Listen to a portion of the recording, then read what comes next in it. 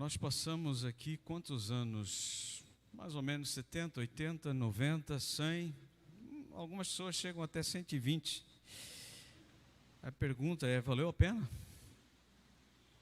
Valeu a pena viver tudo isso? Como chegar lá em cima e se apresentar diante de Deus? Hoje eu queria falar sobre a reforma da casa de Deus.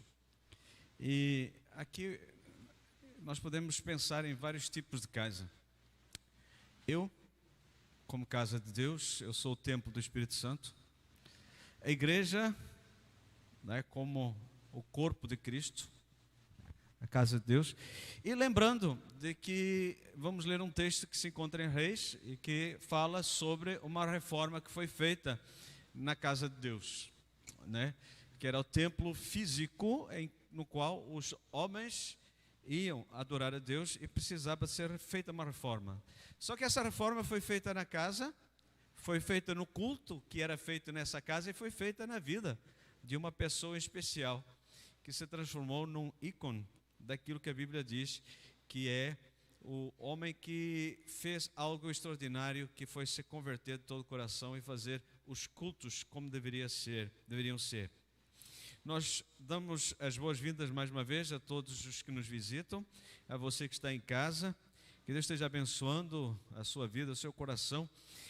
Nós, amanhã, se Deus permitir lá chegarmos, estaremos fazendo 505 anos depois que Martinho Lutero, no dia 31 de outubro de 1517, fixou as 95 teses e chamou o povo e chamou as pessoas que eram do clero para virem argumentar com ele sobre essas 95 teses.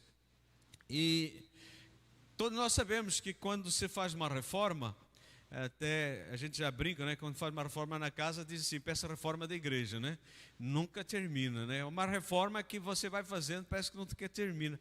E a reforma que aconteceu lá em 1517, ela continua até hoje.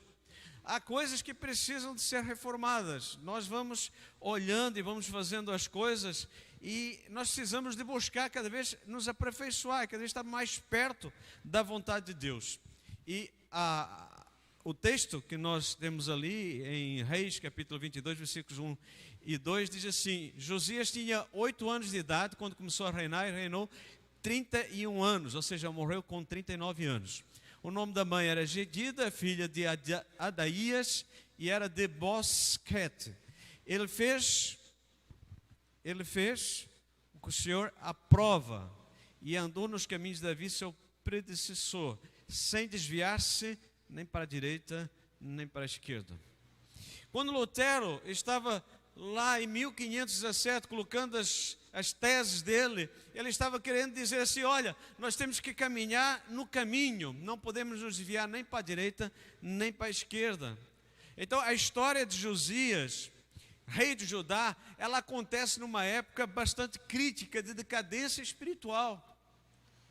Porque o seu avô, por assim dizer, foi um dos piores reis que Judá e Israel teve. As abominações que ele fez eram tão grandes que deixaram um escrito assim: Manassés levou Judá e os moderadores de Jerusalém a se desviarem tanto que eles fizeram pior do que as nações que o Senhor tinha destruído na presença dos israelitas. Eles tinham feito, ele fez tanta coisa errada, mas ele fez tudo pior do que o que estava sendo feito. Ou seja, se havia um culto a Baal, ele era bem pior no seu culto a Baal. Se ele estava consultando os mortos, ele fez pior ainda. Se estavam sacrificando os filhos, ele fez pior ainda. Manassés foi, por assim dizer, um dos piores reis que reinou em Israel. Ele se converteu, ele voltou, mas Deus não retirou. Isso aqui é muito importante, irmãos. Por vezes nós cometemos pecados graves e nos arrependemos, com certeza, confessamos, Deus nos restaura, mas as consequências do nosso pecado, por vezes, eu não estou dizendo que sempre, mas por vezes, eles nos alcançam. Manassés fez o povo transgredir de tal forma que Deus disse: vocês vão para cativeiro. E quando ele repete isso em Jeremias, diz: por causa dos pecados de Manassés, vocês estão indo também. É muita responsabilidade quando nós esquecemos das consequências dos pecados que nós cometemos. E quando nós achamos que o que fizemos, eu já confessei, já me arrependi, está tudo certo. Eu abri esse parênteses porque aqui, por vezes, nós pensamos assim: eu já pedi perdão, então agora está tudo bem. Perdão de Deus é uma coisa, a consequência dos nossos erros é outra. Não é? Então não podemos esquecer nunca disso. Deus perdoa, perdoa. Purifica, purifica. Mas a consequência nós vamos colher. Aquilo que o homem semear, não esqueça que vai colher. Então, a história de Josias vem numa época em que Manassés, o seu avô, foi horrível. Depois veio o pai dele, que ficou pouco tempo, que os funcionários lá do palácio foram lá e mataram, não gostaram dele, e colocaram ele. Só que ele não apareceu por acaso. Ele tinha sido profetizado 340 anos antes dele assumir. 336 anos antes dele nascer, foi profetizado o nascimento dele. Deus fez uma profecia e 336 anos depois, nasce esse rei que estabelece aquilo que Deus queria que fosse estabelecido, o culto a ele. E Josias realizou uma reforma extraordinária, tanto no templo, que não era reparado há mais de 50 anos, estava tudo cheio de brechas, tudo cheio de cupim, teve que restaurar bastante coisas, mas ele restaurou também, foi o culto. Porque às vezes nós fazemos umas reparações, pintamos, mudamos, isso é bonito, mas o culto foi a coisa mais bonita, porque ele retornou aos princípios da palavra de Deus. E a minha pergunta é: como nós devemos fazer para que o nosso templo, individualmente, seja um templo agradável a Deus, seja a habitação mais limpa, mais pura possível, que cultua a Deus, mas também como igreja, como ter essa reforma, fazer essa reforma. Vamos fazer um paralelo entre os 5 pontos dos solas da reforma protestante, a reforma religiosa que foi feita pelo o nosso querido Josias e a aplicação que nós podemos fazer à nossa vida. E as 5 solas são essas: sola Escritura, solo Cristo, sola Gratia, sola Fide, sola Dio Glória. Então, não podemos esquecer que isso foi estabelecido porque havia necessidade, havia um desvio e havia uma necessidade de voltar ao caminho. E os reformadores, começando por Lutero, Calvino e outros, Zwinglio, eles foram bastante enfáticos e eles começaram por restaurar, por assim dizer, a palavra de Deus como aquilo que nós queremos hoje, a regra de fé e prática. Por isso a primeira grande sola é essa, somente a Escritura. E nós temos um texto que está em 1 Reis, que diz assim, vamos ler juntos? Então...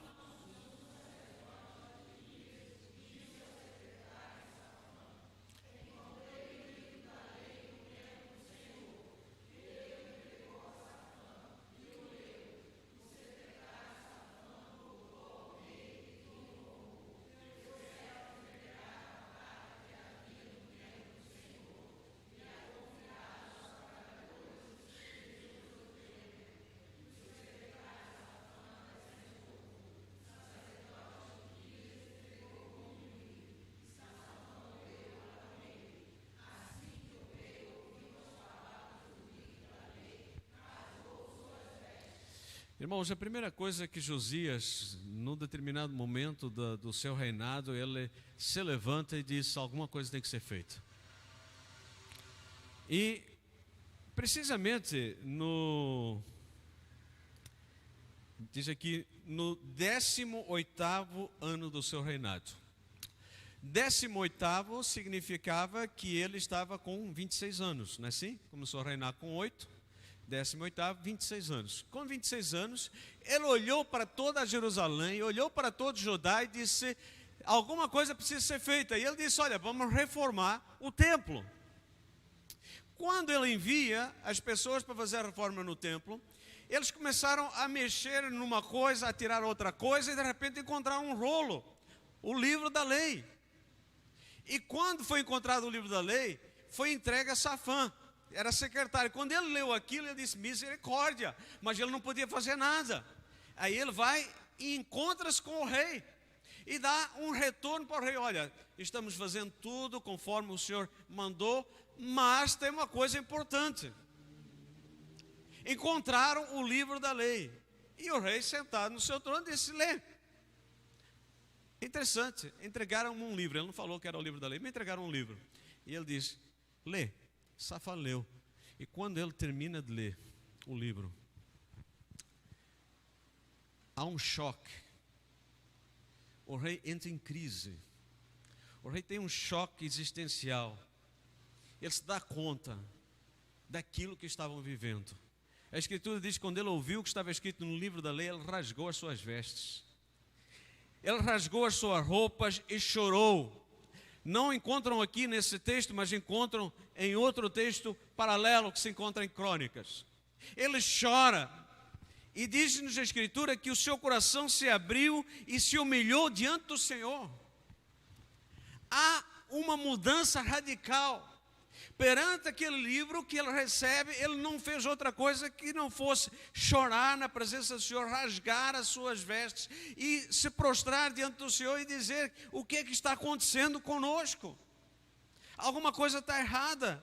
A Escritura chega a declarar antes dele, não houve rei que lhe fosse semelhante, que se convertesse ao Senhor de todo o coração e de toda a alma e de todas as suas forças, segundo toda a lei de Moisés.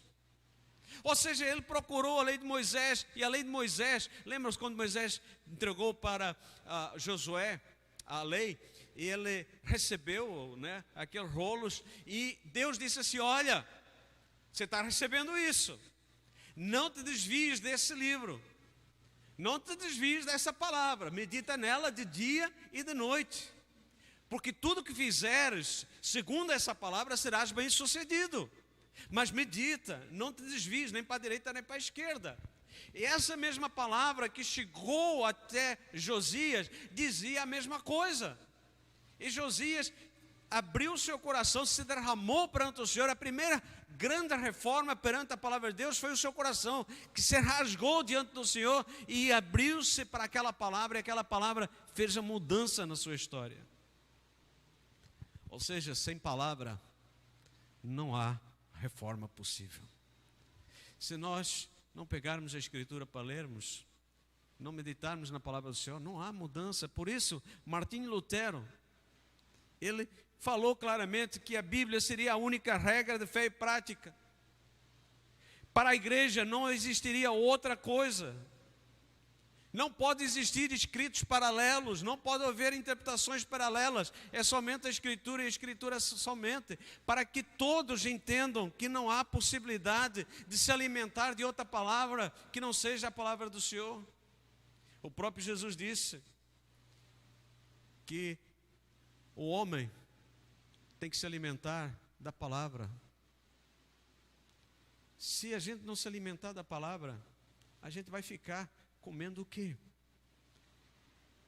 E quando nós olhamos hoje a igreja, ela precisa de voltar à Bíblia, à palavra de Deus, com seriedade, estudar e conhecer a palavra, meditar na palavra, porque ela é a única fonte de fé, ela é a única fonte de fé prática, é alimento para a igreja.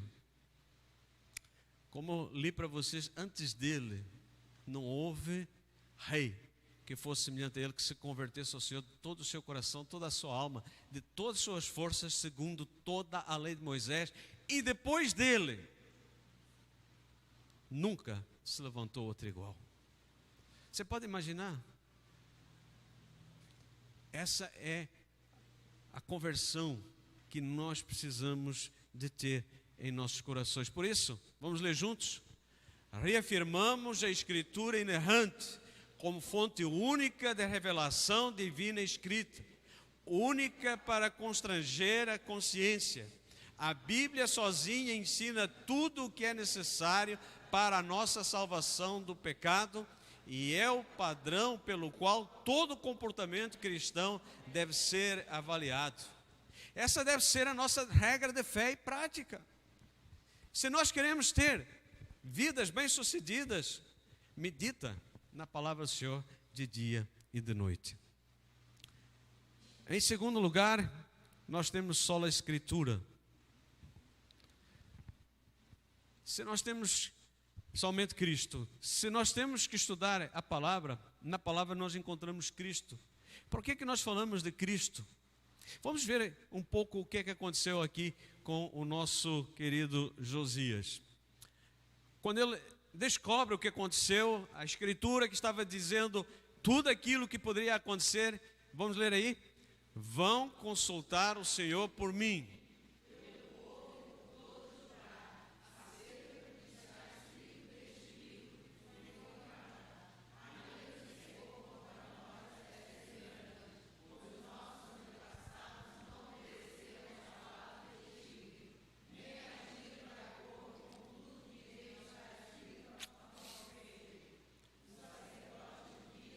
Aicã, Acbó, Safã, Asaías.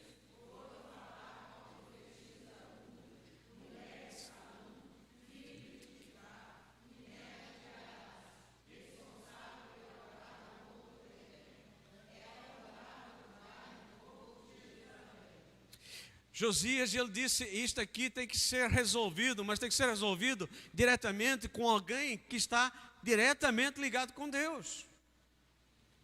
Olha, aquilo que está acontecendo é terrível. O Senhor está irado contra nós. E nós precisamos de uma palavra de Deus para a nossa vida. Nós encontramos a palavra está falando. Nós precisamos que agora Deus nos fale o que fazer.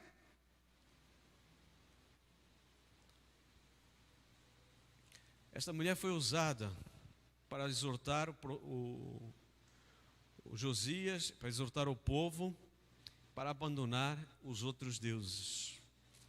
O que aconteceu naquele tempo? A idolatria era grande. No tempo de Josias, havia ídolos em tudo que era canto.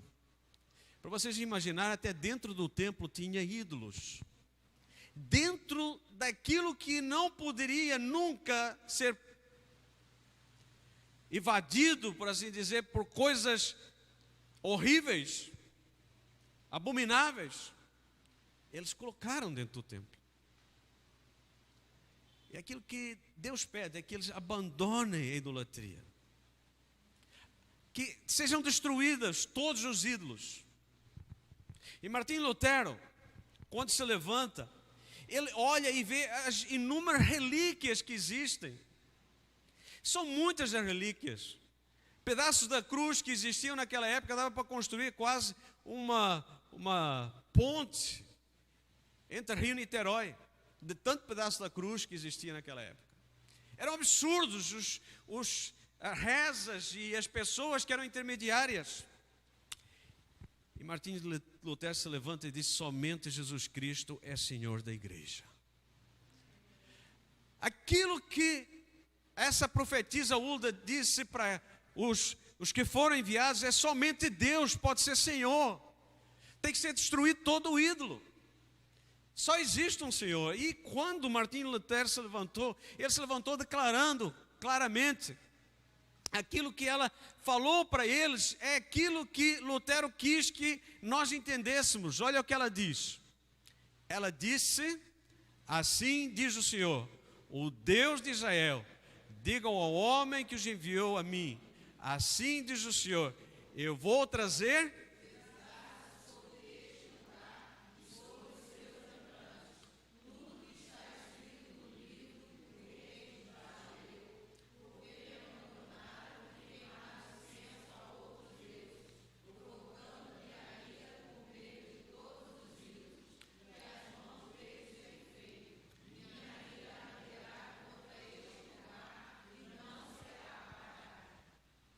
Josias se dá conta, através da Escritura, que alguma coisa está errada e que ele precisa fazer alguma coisa. Ele vai consultar Hulda através dos seus emissários e ela diz que aquela palavra vai se cumprir.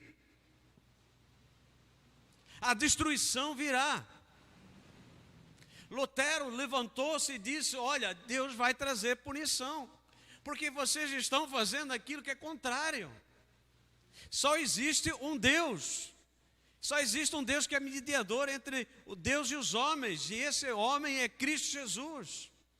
Assim como ela estava dizendo que as pessoas tinham levantado ídolos, tinham levantado altares e tinham prostituído, por assim dizer, o culto a Deus, Lutero se levanta e diz: olha, só existe um Deus. E nós encontramos também em Filipenses, diz: por isso Deus também o exaltou sobremaneira, a mais elevada posição, ele deu um nome que está acima de qualquer outro nome.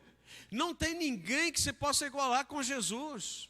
Não tem ninguém que eu possa invocar, pedir, ou tentar suplicar alguma coisa. Somente Jesus, só Ele é o mediador entre Deus e os homens. Não existe medianeira. Não existe mediador. Não existe a possibilidade de nós igualarmos alguma coisa. Para que ao nome de Jesus, faça o quê? Se dobre todo o joelho. Meu querido irmão, aquilo que Lutero estava dizendo é assim: você está dobrando o seu joelho perante qual altar? Não era uma guerra simplesmente contra bonecos de barro. Era uma guerra contra a idolatria, que já era lá no tempo de Josias também. Esses bonecos de barro que eram feitos e que o povo adorava, eram os mesmos bonecos de barro, agora de formas diferentes, com nomes diferentes, colocados para que o povo seguisse a idolatria. E Lutero veio para combater isso. Todo o joelho, porque ao nome de Jesus se dobra todo o joelho dos que estão nos céus, estão debaixo da terra, e toda a língua confesse que Jesus Cristo é o Senhor, para a glória de Deus Pai. Porque somente Ele, diz Colossenses, Ele é a cabeça do corpo, que é a igreja. A igreja não é cabeça. Dentro da igreja não existe cabeça. A cabeça da igreja é Cristo Jesus. Nós só somos o corpo. Mas naquela época existia a cabeça, e a cabeça determinava as coisas. E Lutero dizia: não, você não é cabeça. Você não tem autoridade. Você não pode fazer isso. E mais ainda, Ele é o cabeça de todo o poder e autoridade. Mas acima de qualquer ser humano está Jesus Cristo.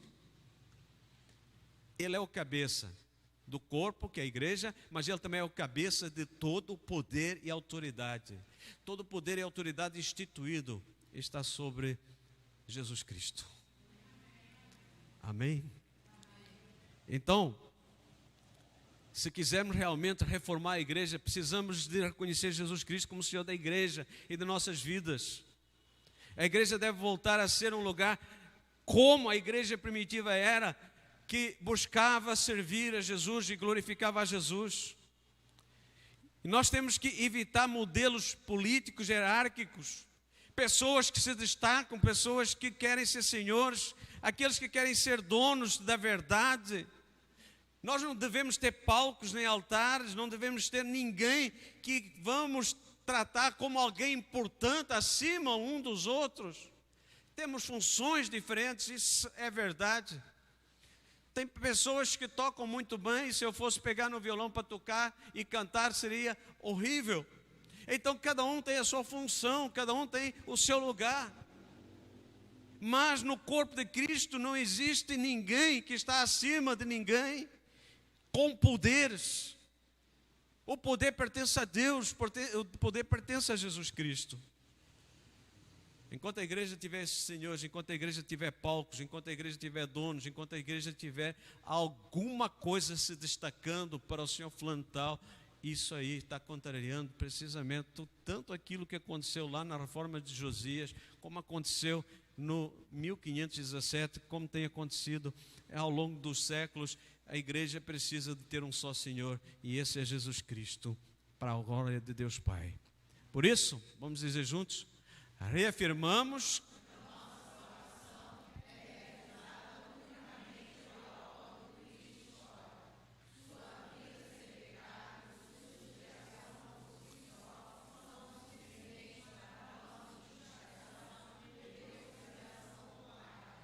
talvez tenha aqui algumas palavras que você não esteja habituado, mas é importante se habituar a essas palavras. Cristo histórico.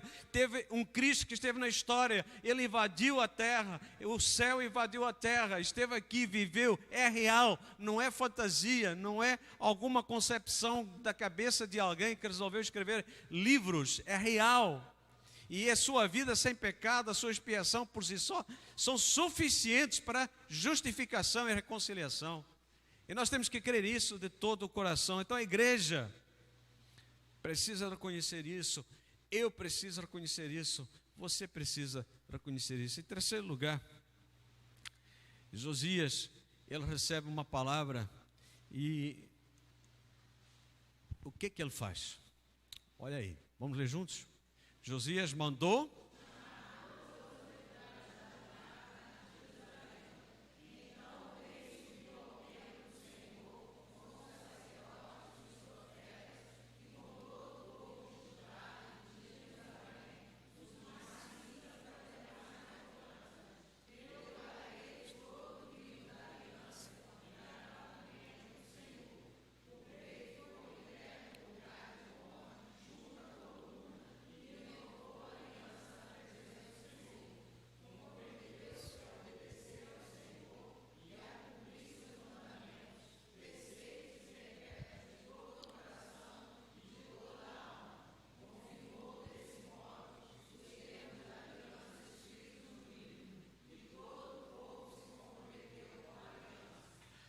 Josias conheceu esse grande amor de Deus, aquilo que nós entendemos hoje como graça. Graça. Somente a graça de Deus. O que ele pôde ver foi a graça de Deus, porque Josias era um homem cheio de graça e confiava nessa graça, confiava nas pessoas, trabalhava com as pessoas. Ele chama quem? Desde o mais simples ao mais importante na cidade. Ele chama tanto aquele que não é reconhecido no sentido de figura política, mas também chama aqueles que são reconhecidos e os iguala e coloca todo mundo junto para ouvir o quê? Olha lá, o livro da aliança. Agora aqui nós já temos, não é só o livro, é o livro da aliança. Para quê? Para que nós possamos entender aquilo que ele diz. Ele renovou a aliança na presença do Senhor. Aquilo que Josias fez foi aquilo que Martinho Lutero tentou fazer, levando a igreja para o caminho verdadeiro, não das indulgências, não da venda de perdões, não da venda de algumas coisas para que o pecado fosse perdoado. Assim que a moeda cair lá no gasofilácio, uma alma sai do purgatório. Tudo isso ele estava combatendo para dizer: você é salvo pela graça, é a graça exclusiva de Deus.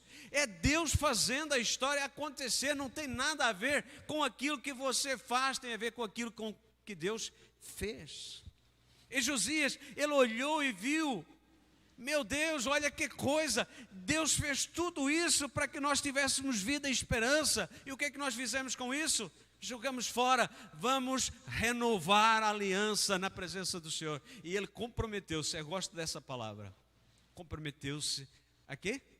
Obedecer ao Senhor e a cumprir seus mandamentos, preceitos e decretos de todo o coração e de toda a alma. É esse o mandamento: amarás o Senhor teu Deus de todo o teu coração, de toda a tua alma, de todas as tuas forças. Se nós queremos ver uma reforma em nossa vida, em nossa igreja, nós precisamos de renovar a nossa aliança com o Senhor, verificar quais são as coisas que precisam de ser tiradas. Precisamos que a igreja aprenda a perdoar baseado no perdão da graça de Deus. Tem gente que diz assim: eu perdoo se. Você já ouviu isso? Eu só perdoo se. O perdoo se Deus fizesse isso conosco, nós estaríamos perdidos eternamente. Porque se não fosse essa graça maravilhosa, como nós cantamos, maravilhosa graça, o que seria de nós? O que seria de cada um de nós se não fosse a graça de Deus? Que nós tenhamos essa consciência que quando nós entendemos essa graça, nós entendemos aquilo que está aqui escrito também. Então o rei deu a seguinte ordem a todo o povo: celebrem a Páscoa ao Senhor, o seu Deus, conforme está escrito no livro da aliança. Olha, eu gosto disso aqui também, olha. Nem nos dias dos juízes, que lideraram Israel, nem durante todos os dias dos reis de Israel, inclusive Davi, eu gosto de fazer isso, essa pontuação. rei de Judá, foi celebrada uma Páscoa como esta. Mas no 18º ano do reinado de Josias, esta Páscoa foi celebrada ao Senhor em Jerusalém. Irmãos, se nós queremos realmente voltar para o Senhor, nós temos que olhar Jesus, a nossa Páscoa. Como é que nós estamos celebrando a ceia do Senhor? Jesus é a nossa Páscoa. Quando a gente vai celebrar a ceia, o que nós recordamos? O Cordeiro de Deus que tira o pecado do mundo, que é pela graça. O Cordeiro de Deus que me amou pela graça. O Cordeiro de Deus que se entregou pela graça. O Cordeiro de Deus que realmente foi eficaz no perdão que me deu. Ele não vai me cobrar mais nada, porque Ele já me perdoou. Você entende que nós não temos que fazer mais nada para sermos salvos? É só receber a salvação e administrá-la. Por isso o apóstolo Paulo diz o quê? Trabalhai a vossa salvação, desenvolvei a vossa salvação. Ou seja, você que já está salvo, faça por desfrutar de tudo que é privilégio da salvação. Nade na salvação, mergulhe na salvação, desfrute das bênçãos da salvação, expurgue tudo aquilo que está fazendo mal para você. Porque salvação passa também por esse discipulado, por essa santificação, por expurgar aquilo que nos faz mal, aquilo que não presta. Vamos ler juntos? Reafirmamos.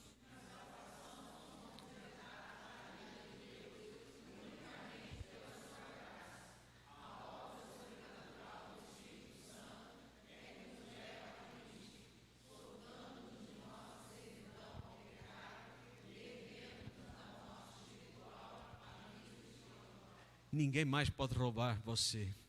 A partir do momento que você foi conquistado, você foi transportado do reino das trevas para o reino da maravilhosa luz, você é plantado por Jesus nesse reino e ninguém mais o pode arrancar de lá, para a honra e glória do nosso Deus. Creia nisso e viva isso. Em quarto lugar, somente pela fé. O rei Josias, ele tinha tudo para acreditar nos deuses conhecidos da época. O seu avô tinha plantado, o seu pai tinha semeado e tinha feito tudo errado. Era natural que aquele rei continuasse, ele só tinha 8 anos de idade, mas ele foi ensinado algo extraordinário. E ele não quis. E o que ele fez? Olha a palavra do Senhor através da profetisa. Vamos ler juntos? Diante do Senhor, ao ouvir o que falei contra este lugar e contra seus habitantes, que seriam arrasados e amaldiçoados, e porque você rasgou as vestes e chorou na minha presença, eu ouvi, declara o Senhor, portanto, eu reunirei os seus antepassados, e você será sepultado em paz. Seus olhos não verão toda a desgraça que eu vou trazer sobre este lugar. Então eles levaram a resposta ao rei. Meu irmão, minha irmã, Josias estava vivendo um inferno. Naquele tempo era um inferno, era deuses para tudo que era lado. Você depois vai ler esses 2 capítulos, o 22 e o 23, a destruição que Josias fez ali, e depois pode ver também em Crônicas. Era destruição atrás de destruição de deuses, de estátuas, de coisas horríveis que tinham colocado lá em Israel, e ele disse, olha, todos nós vamos ser destruídos, mas Deus disse para ele, você vai viver pela fé, porque não vai ser no seu tempo que isso vai acontecer. Você pode imaginar isso? Viver pela fé é viver baseado na palavra do Senhor, não é viver baseado em sentimentos ou em coisas que a gente possivelmente pode ter, não. Ele acreditou, ele passou a viver pela fé. O que ele fez lá? Olha lá, o que ele começou a fazer? Porque as pessoas podiam dizer assim, olha, se você destruir isso, as maldições vêm para cima de você. Mas ele estava vivendo pela fé. E ele começou a fazer o quê? Além disso, Josias eliminou os médiuns, os espíritos, os ídolos da família, os ídolos de todas as outras coisas repugnantes que havia em Judá e em Jerusalém. Ele fez isso para cumprir as exigências da lei escrita no livro. Ou seja, ele estava vivendo pela fé. A palavra de Deus está me garantindo isso. Eu não vou viver esses danos que Deus vai trazer sobre esse povo. Eu vou começar a destruir tudo. Ele começou a destruir, a matar, a limpar tudo. A viver pela fé.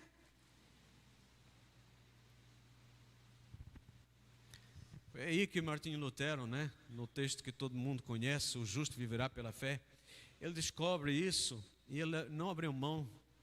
Ele começou a declarar isso, ele começou a viver isso, ele começou a encarnar isso, ele tomou posse dessa verdade e não abriu mão dessa verdade, e ele começou a declarar: não me envergonho do Evangelho, porque é o poder de Deus para a salvação de todo aquele que crê, primeiro do judeu, depois do grego, porque no Evangelho é revelada a justiça de Deus, uma justiça que do princípio ao fim é pela fé, como está escrito, o justo viverá pela fé. Martinho Lutero começou a batalhar com aquilo, e ele estava vendo as pessoas viviam de promessas, viviam de algumas coisas que eles tinham que dar, como indulgências, eles tinham que pagar pelos que morreram, eles tinham que venerar relíquias, eles tinham que rezar para as imagens de escultura, eles tinham que se curvar perante a idolatria.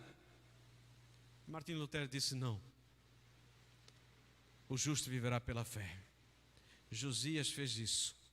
Ele começou a viver pela fé. Ele pegou aquela palavra que Deus deu para ele. Ele começou a limpar Jerusalém, arredores. Ele foi por todo lado destruindo todos os altares, porque ele vivia pela fé. Ele disse: o povo tem que viver pela fé na palavra de Deus. Martinho Lutero quis nos desafiar e trouxe isso. Mas infelizmente os amuletos começaram a ser distribuídos em algumas igrejas.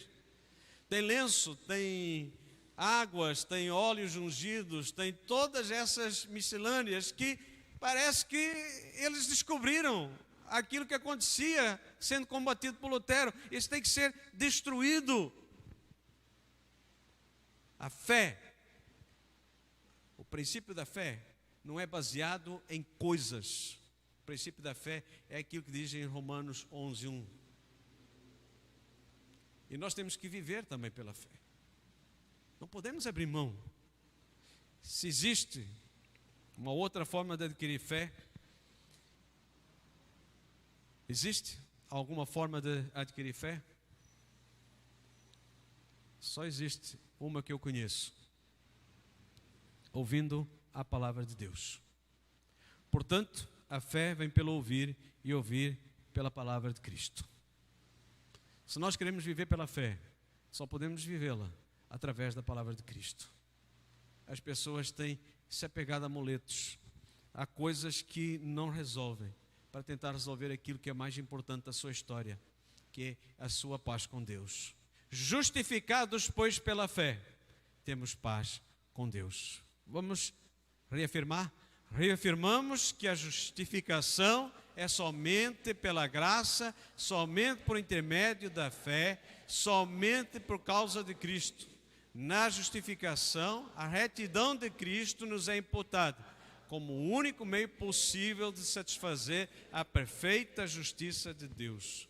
Meu querido irmãos, temos que tomar pela fé a palavra de Deus, as promessas de Deus que Deus tem para você. Ninguém pode roubar. Deus prometeu, aceito. Por último, somente a Deus a glória. E isso, o Josias, ele foi bem radical, não é? Josias retirou todas as abominações de todas as terras que pertenciam aos israelitas, e ainda fez com que todos os que estavam em Israel cultuassem e servissem a quem? Meu irmão, a reforma que Josias fez foi purificar não somente o templo, o culto a Deus, mas começar por destruir aquilo que atrapalhava a vida dos outros. Nós às vezes nos evitamos, não falamos, para não ofender, para que as pessoas continuem amigas, e esquecemos de uma coisa: se nós não falarmos a verdade, não há como libertar as pessoas. O que Josias fez? Ele retirou todas as coisas que na terra traziam maldição. E eu quero chamar a atenção agora para essa realidade. Josias também exterminou os médiuns e os praticantes ocultismo, os ídolos lá, os ídolos em geral, toda espécie de prática repulsiva, tanto em Jerusalém como em todo o território de Judá. Fez isso em obediência às leis escritas do livro que o sacerdote Hilquias havia encontrado no templo do Senhor. Ele tinha feito uma aliança e ele começou a cumprir a aliança. O que dizia lá em Deuteronômio 6,13? Temerás o Senhor teu Deus e a ele prestará culto. Não posso prestar culto ao outro. E Josias foi lá e destruiu tudo. Não podia pactuar com isso. Agora sim, também o altar que estava em Betel e o alto que fez Jeroboão. Jeroboão fez isso 345 anos, 350 anos antes. E veio uma profecia. Jeroboão, filho de Nabate, que tinha feito pecar Israel, esse altar junto com o alto do rei derribou, destruiu o alto e reduziu a pó o seu altar e queimou o poste ídolo. Irmãos, a profecia que tinha sido feita por um profeta do Senhor, Jeroboão não acreditou que isso pudesse acontecer. Deus demorou 350 anos para que essa profecia se cumprisse, mas Deus deu a profecia com nome e com CPF. Em 1 Reis, capítulo 13, versículo 2, está escrito: e ele clamou contra o altar, segundo a ordem do Senhor: ó altar, assim diz o Senhor, um filho nascerá na família de Davi, e se chamará Josias. Sobre você ele sacrificará os sacerdotes dos altares idólatras, que agora queimam incenso aqui, e os ossos humanos serão queimados sobre você. E isso aconteceu com Josias. Meu irmão, nenhuma profecia de Deus ela deixa de ser cumprida. Lutero, quando ele foi a Roma, ele ficou escancarado de pavor perante a idolatria que ele viu.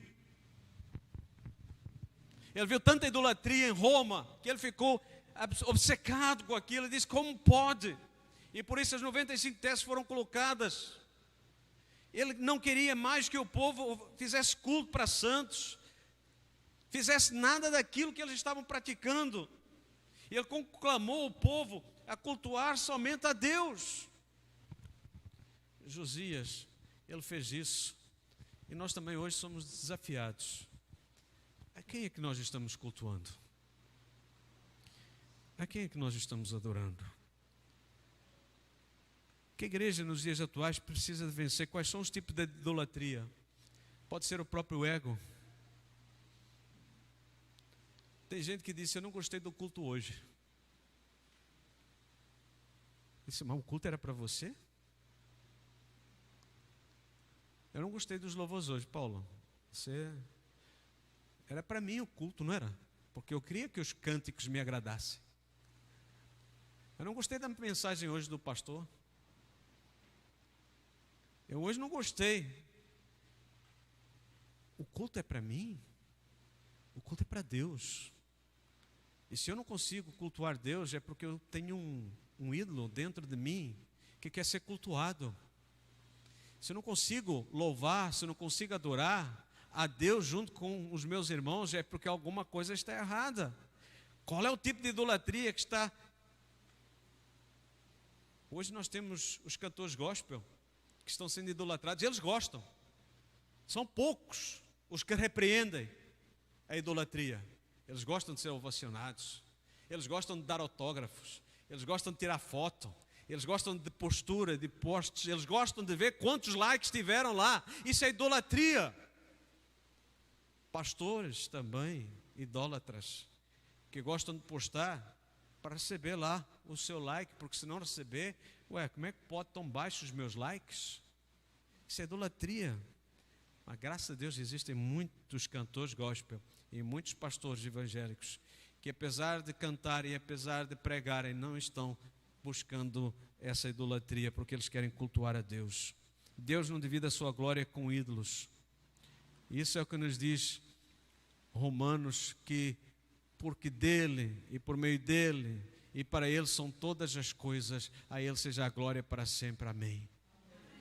Deus não divide a sua glória com ninguém, porque ele diz: eu sou o Senhor, esse é o meu nome, não darei a minha glória a ninguém, nem repartirei meu louvor com ídolos esculpidos.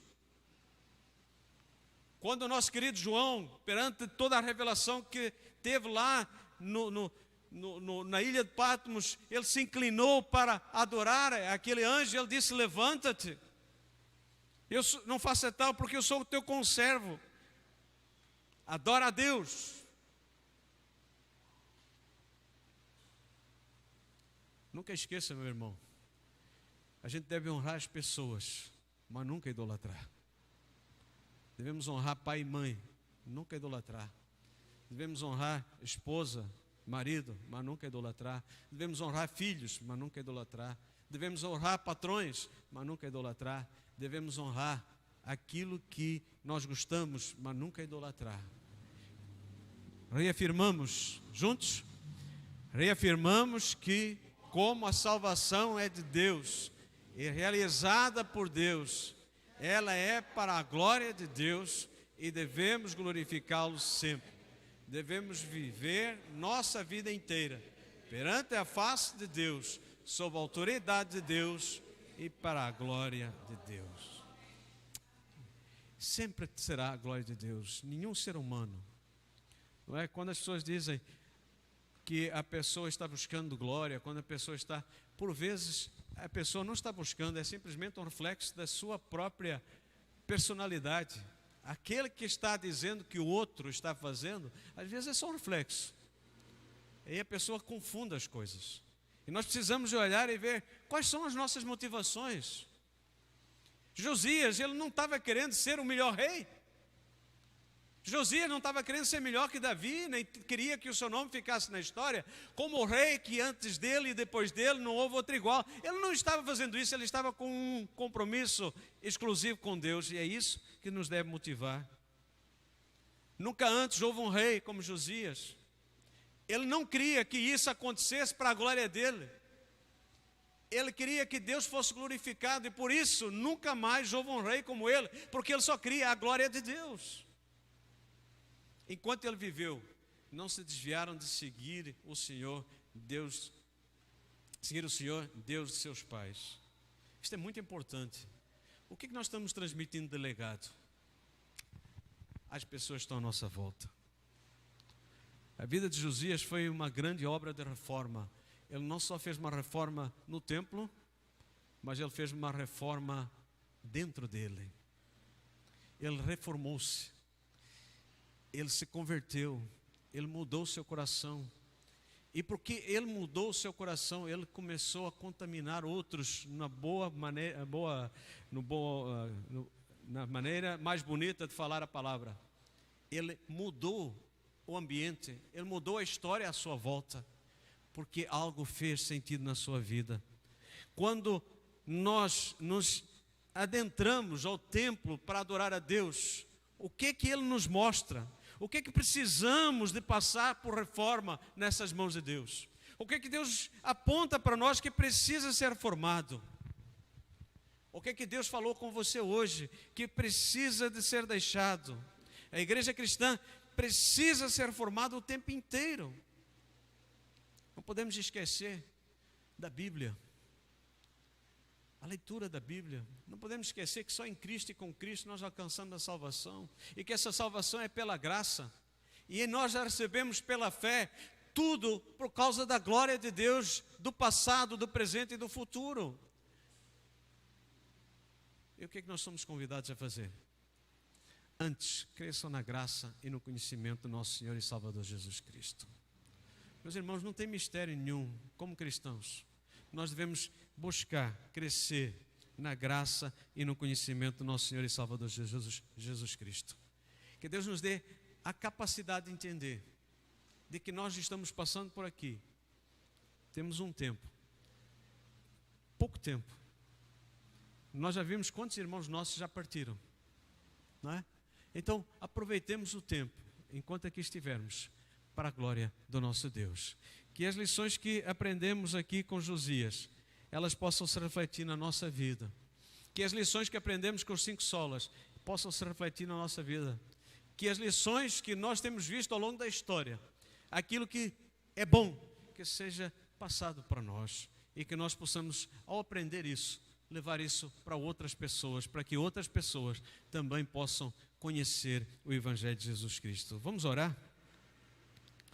Se porventura Deus tem falado ao seu coração, e Deus tem mostrado alguma coisa que precisa ser reformado, alguém que recebeu um toque, Deus mostrou, o que você vai fazer com isso?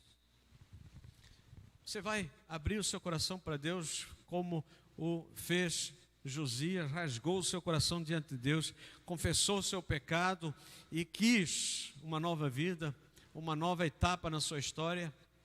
Se Deus tem tocado o seu coração, abra para Ele o seu coração, não é para mim, não é para o vizinho do lado, é cada um individualmente, olhando para dentro de si e pedindo: Senhor, faz uma mudança em mim, mostra-me o que eu preciso de mudar, me dá a noção daquilo que eu preciso de ter para viver para a honra e glória do Teu nome. Pai, nessa hora nós buscamos a Tua face, Tu sondas e conheces os nossos corações e sabes o que nós precisamos. Tu sabes, ó Deus, aonde nós estamos tropeçando, quais são os ídolos que podem estar em nosso coração, quais são as coisas que podem estar atrapalhando o nosso desenvolvimento espiritual. Por isso te pedimos, em nome do Senhor Jesus, que tragas luz e entendimento, que tragas discernimento, que tragas, ó Deus, convicção de que o nosso tempo passa rápido, de que tudo aquilo que está escrito no Teu livro virá sobre essa terra.